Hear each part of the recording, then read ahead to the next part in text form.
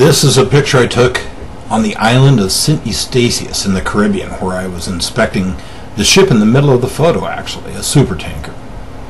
But the photo itself I took because I saw a thermal process that was unmistakable. Look at the cloud. Let's talk about the atmosphere now, not the 0.035% of it that's CO2, which is normally the subject, that very, very, very tiny fraction of CO2 in the atmosphere. Rather, that's right, by the way, it's 0.03% of it is CO2. Rather, just the lowest level, the troposphere, which is about all you can see here. In particular, there's another principle here, and that is an adiabatic condition. That is, a place where there is no heat exchange going on. That's at the bottom of the clouds. Notice that flat layer? It is an adiabat. That means it's a place where there's no heat being exchanged. The Earth is heated by the sun in a process named after one of the early scientists studying thermodynamics named Carnot.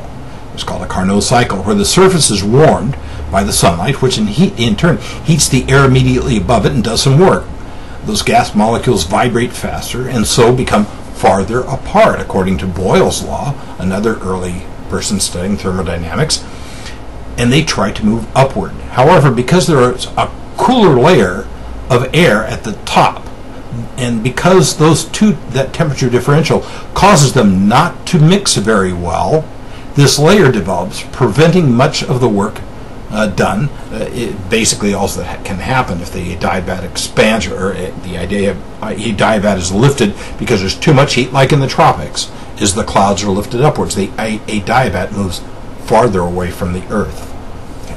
But much of the energy or work done is stopped by the adiabat. In a vortex, such as a hurricane, that adiabat is broken in a very violent way. A column starts up, air starts moving in, starts rotating because it has to change direction from horizontal to vertical. It starts rotation and you have a vortex. Now there's actually a lot of them in the atmosphere that you normally don't see.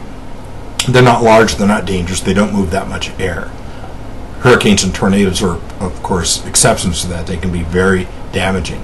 But that's what happens. The adiabat is broken by too much pressure from underneath. First, the cloud particles are convecting. That's why they're rising up so high and blocking the sun from where I'm at. Can you see that? As particles of gas are warmed, that is, the normal atmospheric airs plus the particles of water who have lost enough energy to condense and now are visible. About the same amount of moisture around them, but it's in solution. You can't see it. When they condense, become out of solution, light can bounce off each particle. It does so by the trillions, and you have a cloud forming. That's why the moisture there is visible and the other place it isn't. Okay, but as particles of gas are warmed, they rise and cooler gases drop. So this is convection inside the cloud. Okay, another early scientist, Lord Kelvin, his name was Samuel Thomson, without the P, was noticed this and noticed that generated a little bit of an electrical charge, but more of that at some other time. So thermodynamic processes are virtually everywhere, at all levels, all the time, even in the water below, which convects on even a larger scale than this cloud, a much larger scale, although the atmosphere convects more mass over time over a bigger area. The ocean is much denser and the convections are huge. Let's look at that. Well, here we have it, a map of the convection of the deep currents in the ocean. 2 slides back we saw the ocean temperatures directly, which is all you can see with infrared. But realize this is only the surface temperature, and many currents affect that. This, on the other hand, is a virtual superhighway of the ocean, convecting slowly, virtually all around the world, as you can see. Between Washington and Japan, the cold current rises, then heads south past the equator, over Australia, gaining heat on the way, past India, where another current, another branch of it has risen up and joins back together with it, goes down around the tip of Africa up into Europe, making it much warmer than it would otherwise be according to its elevation. but that warm current helps a lot of that. Cools off again up by Greenland, drops back down and heads south. Again, there is more, larger, and much heavier convection with much more heat below than the surface current, the surface heat that we saw several slides ago in this very deep water current. And these are very slow currents that take years and years and years to complete. They're not rapid currents.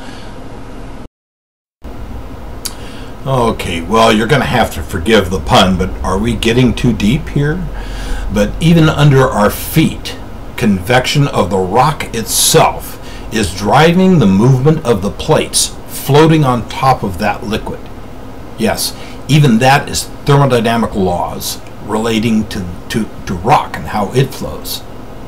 There's a core, the degraded core at the center of the Earth, which is mostly, I think, nickel and potassium and a few other minerals that are where radioactive potassium is actually degrading, giving off that heat and maintaining its heat. And this is good because it is that core that's hot that maintains the magnetic flux of the Earth. And it's this flux that protects us from the solar wind, which would otherwise destroy life on Earth. If that was gone very quickly, we would, first thing we would do is lose all of our satellites. We would lose a lot of our communications within hours. Our electrical systems would start failing as induction started putting currents into those, and massive failures would occur there. But eventually, life on Earth would cease to exist. So that's a pretty nice design we've got going on there, where this convection creates the magnetic flux that life itself depends on. Of course, it depends on many other things that are also nicely in place to protect us and keep us alive. But it's interesting.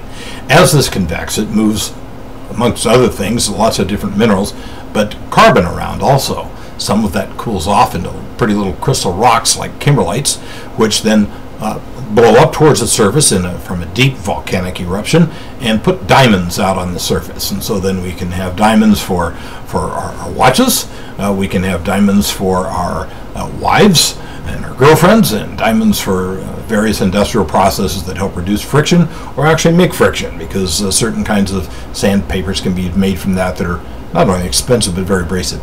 You can buy diamond bits for your Drummels and things like this.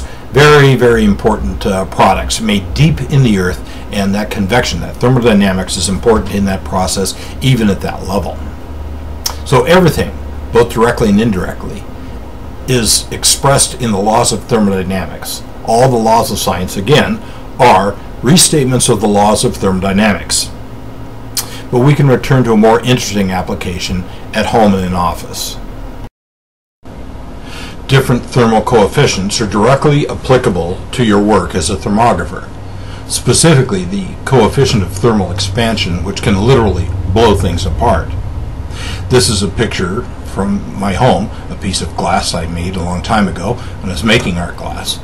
And the various glass forms that are in this bowl, the top iridized layer, the dark layer, was intentionally broken by me to give that effect, specifically coming, the yellow coming through the darker glass. However, if you look closer, you'll see several pieces of dichroic glass. You've all seen dichroic glass in one place or another. There's several pieces in this piece, and the one that we're concerned with is the one dead center, and it's a little bit hard to see. But here, the one in the center was mismarked by the company that sold me that glass. So the coefficient of expansion, or COE as they refer to it in art glass, was wrong. It didn't match the rest of the glass used in the bowl. And so that difference was fused into the glass, and about a year later, the bowl itself had a parting of waves. That is, I heard a loud, not too loud of a crack, just a very sharp crack early one Saturday morning, and looked around until I found it. The bowl looked just the same, except there's a hairline crack in it. Now, it broke in half horizontally, and this one is now glued together, and this picture was taken after it was glued. So it's actually broken in half here and glued together. But solids, liquids, and gases, that is, every state of matter well, except plasma, now they're considering a state of matter, expands when it's heated. Plasma does also. And each has a specific coefficient of linear expansion. So here we have a formula which tells us the change in length over the original length is equal to the coefficient of expansion multiplied by the change in temperature, or the delta T. Okay, delta T is always change in temperature. Delta in science is the change, so it's the change in temperature. And this changes according to the composition of every mass. Is your driveway cracked? Blame the difference in the COE of the cement itself, and that mixed with the sand, the concrete, if you will, and the gravel that's inside of it, because that gravel has a different COE than the cement itself. So it expands and contracts, eventually breaking pieces of concrete, cracking pieces of concrete. But now let's get to work. This is important in bimetal breakers, where the coefficient of expansion is used to break a circuit if too much energy passes through the device. One metal gets hotter than the other, it flexes differently, and it pops the breaker. And this is the type of breaker that you have at your home. Commercial breakers have a different type that are done by magnetism, but that's not the subject here. They also will pop if they get too hot. But let me show you one more piece of glass that is in our offices at AUTEC, where we offered infrared services. Now that has evolved into the AIR Syndicate.